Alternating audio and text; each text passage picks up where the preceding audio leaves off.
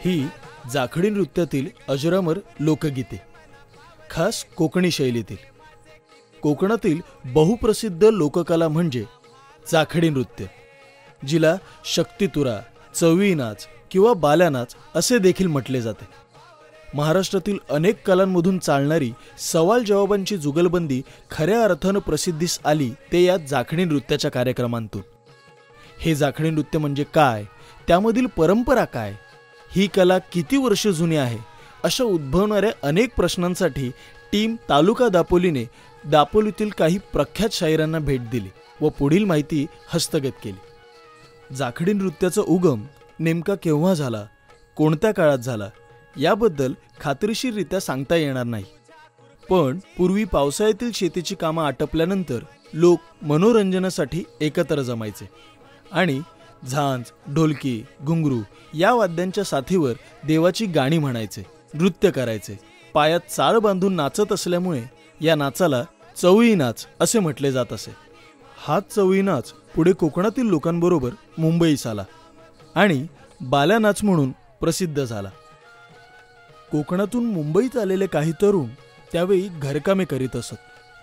या घरकाम करणाऱ्या मुलांना मुंबईच्या लोकांकडून बाला म्हटले जात असे. हे बाले आपली सर्व कामे आटपून रात्रीच्या वेळेस एकत्र जमून आपल्या पारंपरिक लोककलेचा आस्वाद घेत असत. कोकणातून आलेली ही कला संस्कृती मुंबईच्या लोकांना अतिशय भावली आणि मुंबईच्या मिश्र संस्कृतीत समाविष्ट झाली. पुढे या परंपरेत दोन संप्रदाय तयार झाले, शक्तीवाले आणि तुरेवाले. शक्ती म्हणजे शिवप्रिया देवी पार्वती आणि तुरा म्हणजे भगवान शिवशंकर. या दोघांमधील प्रश्नोत्तरी भांडण म्हणजे शक्तितुरा किंवा कलगीतुरा. हे भांडण एकमेकांचे प्रतिस्पर्धी म्हणून उभे टाकलेले शाहीर करतात.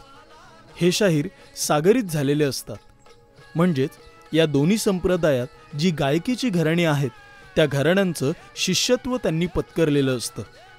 उदाहरणादाखल शक्तीवाल्यांमध्ये गुरु गणपती आणि सदालाल घराणे व तुरेवाल्यांमध्ये वासुवाणी आणि रामचंद्र पंडित घराणे. हा सागरीत होण्याचा कार्यक्रम पारंपरिक पद्धतीने मान भरून दोन्ही संप्रदायाच्या लोकांना बोलावून जाहीररित्या केला जातो. तो केल्याशिवाय शाहीर गायकी करू शकत नाही किंवा प्रतिवाद करू शकत नाही. सागरीत झाल्यानंतरच त्या शाहिराला सांप्रदायिक मान्यता प्राप्त होते. शक्तितुऱ्यामधील वाद अथवा भांडण हे शास्त्र आधारे चालते. श्रुती, स्मृती व पुराणावर आधारलेल्या अनेक ग्रंथांचा आसरा घेऊन हा वाद मांडला जातो. वादात गद्याचे प्रयोजन कमी पण पद्याचे प्रयोजन जास्त असते. काव्य, संगीत, नृत्य यामुळे शक्तितुऱ्याचा खेळ चांगलाच रंगला जातो. याच शक्तितुऱ्याचा सुधारित अवतार म्हणजे जाखडी नृत्य. आधुनिक काळात उत्तम कवित्व करणारे, उत्तम गाणारे शाहीर या कलेमध्ये आले. त्यांनी या कलेला निराळे स्वरूप आणले. अध्यात्माबरोबर समाज प्रबोधन आले. पारंपरिक वाद्यांबरोबर नवनवीन वाद्ये आली. नाचण्याचा ठेका बदलला, वेशभूषा पालटली. एकंदरीत कलेला संपन्नता आली. याच संपन्नतेचा फायदा घेऊन केवळ पैसा कमवू पाहणारे लोक कलेला मात्र लांछन आणतात. काव्यात फाजील शब्दांचे, द्विअर्थी शब्दांचे प्रयोजन करून प्रेक्षकांची वाहवा मिळवू पाहतात.